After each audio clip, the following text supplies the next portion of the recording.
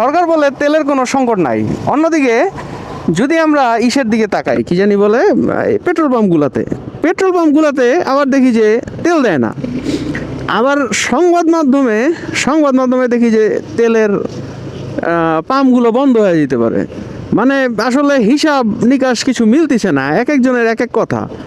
আর main কথা হচ্ছে গিয়ে যে আসল সংবাদটা তো সরকারেরই দেওয়া উচিত, কিন্তু সরকার সবসময় মানে বাংলাদেশের বেসিসে সরকার সবসময় নিজের গা বাঁচানোর জন্য কথাবার্তাগুলো বলে, যাতে নিজে সেফ জোনে থাকে একটা, ঠিক আছে। এদের আসলে কোনো ধর্ম নাই, কোনো নীতি নাই। এরা হচ্ছে গিয়ে মানে কেমন জানি একটা আচোদানীতি, এক কথা বলতে গেলে আচোদানীতিতে বসবাস করে। আর বাঙালি মানুষকে হলে কি আচোদা বানায়।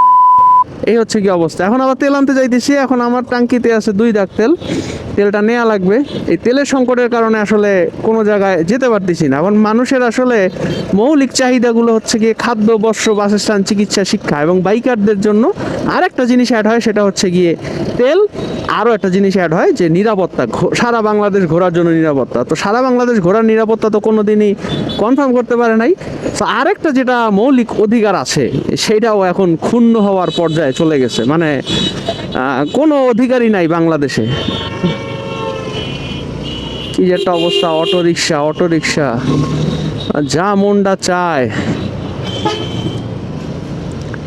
ধরছে, ধরে এগুলো ডাম্পিং করে দেওয়া উচিত। মানে পার ডে 50টা করে অটোরিকশা ধরবে ঢাকা শহরে, এগুলো একদম জ্বালায় ছারকার করে ফেলতে হবে, শেষ।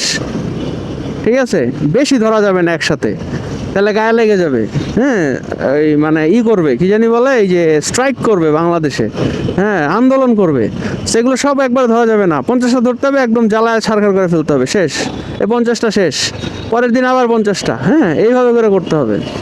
রাতের বেলায় এগুলোর উপরে বারবিকিউ পার্টি করতে হবে জ্বালায় দিয়া। হ্যাঁ, টাকা লাগলে আমি দিব, করেন।